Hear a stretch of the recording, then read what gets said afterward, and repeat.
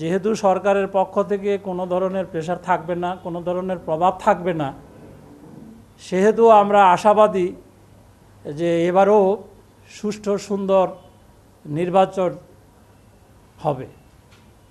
তো এতে করে কেউ সাহস পাবে না যে আপনারা যেটিকে উদাহরণ হিসেবে টেনে আনছেন, যেহেতু আমাদের সামনে ভালো উদাহরণও রয়েছে, খারাপ উদাহরণও রয়েছে। কমিশন বিশ্বাস করে যে এবার কোনো খারাপ উদাহরণ সৃষ্টি হবে না এবং কি বলে যে একটা উত্তম নির্বাচন বাংলাদেশের ইতিহাসে ইনশাল্লাহ হবে।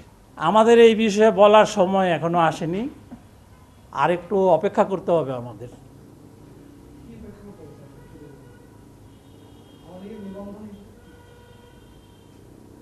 অপেক্ষা বলতে আরও সময় লাগবে আমাদের, এই বিষয়ে আমরা এখনো কিছু বলতে চাচ্ছি না। সময়ই বলে দিবে, সময়েই আমাদেরকে গাইড করবে যে আমরা কি করব। জাতিসংঘের এই ধরনের একটা প্রতিবেদনের পরে আর কি ইনকোয়ারির প্রয়োজন?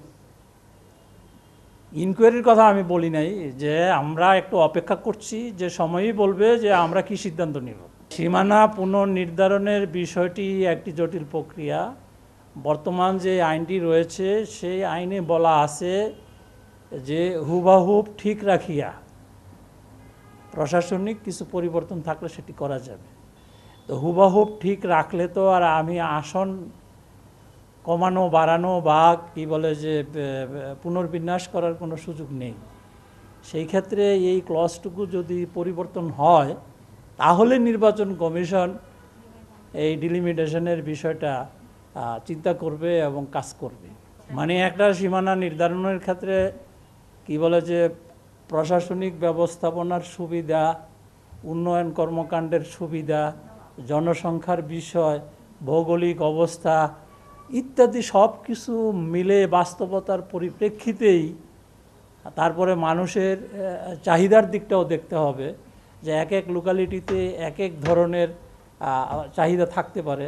সেগুলো পরীক্ষা নিরীক্ষা করে মানে নির্বাচন কমিশনের কাছে যেটি যথোপযুক্ত মনে হয় সেটি করার চেষ্টা করবে।